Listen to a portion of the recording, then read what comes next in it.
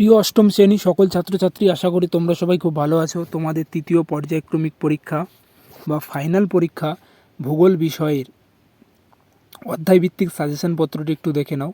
আজ তোমাদের ভূগোল বিষয়ের তোমাদের যে জলবায়ু অধ্যায়টি আছে সেই অধ্যায়ের ইম্পর্টেন্ট প্রশ্নপত্র এবং এই যে প্রশ্নপত্রগুলি দিচ্ছি এই প্রশ্নগুলি তোমরা খুব ভালোভাবে রেডি করো। আশা করি তোমরা পরীক্ষা 100% কমন পাবে এবং শর্ট প্রশ্নের জন্য তোমরা পাঠ্য বইটি খুব ভালোভাবে খুঁটিয়ে পড়বে এবং 1 নম্বর আর তোমাদের যে লং প্রশ্ন আছে এই অধ্যায়ের সেই প্রশ্নগুলি তোমাদের পাঠ্য বইয়ে দাগিয়ে নাও এবং এইগুলি তোমরা খুব ভালোভাবে মুখস্থ করো। আশা করি পরীক্ষা কমন পাবে। দেখো প্রশ্নগুলি একটু দেখে নাও। 1 নম্বর প্রশ্ন, কাকে কেন নিশীথ সূর্যের দেশ বলা হয়? এই প্রশ্নটি খুবই ইম্পর্টেন্ট প্রশ্ন। এই প্রশ্নটি তোমরা হয়তো শর্ট প্রশ্নেও পেতে পারো, এমসিকিউতে, বা তোমাদের 2 নম্বরেও আসতে পারে। ঠিক আছে, তোমরা জানো নরওয়ের হামারফেস্ট বন্দরকে নিশীথ সূর্যের দেশ বলা হয়, খুবই ইম্পর্টেন্ট প্রশ্ন। তারপরে দেখো ইগলু ও টিউপিক কী?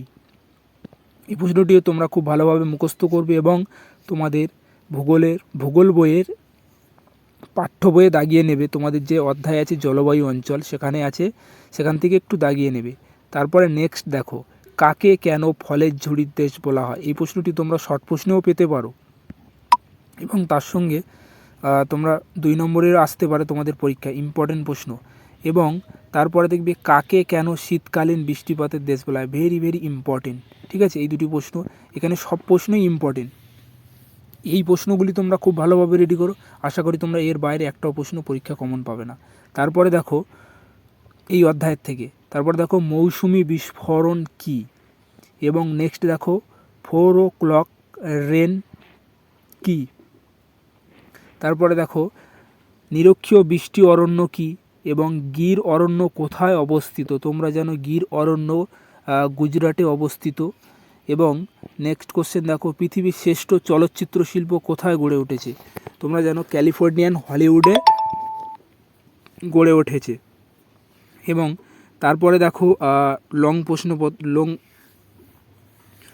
লং প্রশ্নপত্রগুলি একটু দেখে নাও।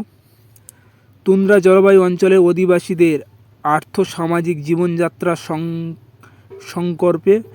সম্পর্কে লেখো। খুবই ইম্পর্টেন্ট প্রশ্ন, এই প্রশ্নটি প্রায় আসে। এবং তারপরে দেখবে যে মৌসুমি জলবায়ু ও ভূমধ্য জলবায়ুর মধ্যে পার্থক্য এবছরের জন্য খুবই গুরুত্বপূর্ণ।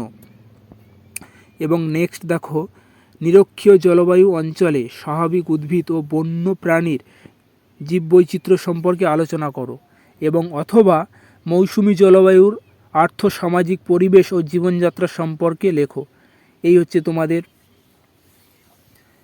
জলবায়ু অঞ্চলের ইম্পর্টেন্ট লং প্রশ্ন এবং 2 নম্বরের প্রশ্ন শেয়ার করলাম। এগুলি তোমরা খুব ভালোভাবে রেডি করো। আশা করি এর ভিতরেই তোমরা পরীক্ষায় 100% কমন পাবে। ভিডিওটি সম্পূর্ণ দেখার জন্য অসংখ্য ধন্যবাদ।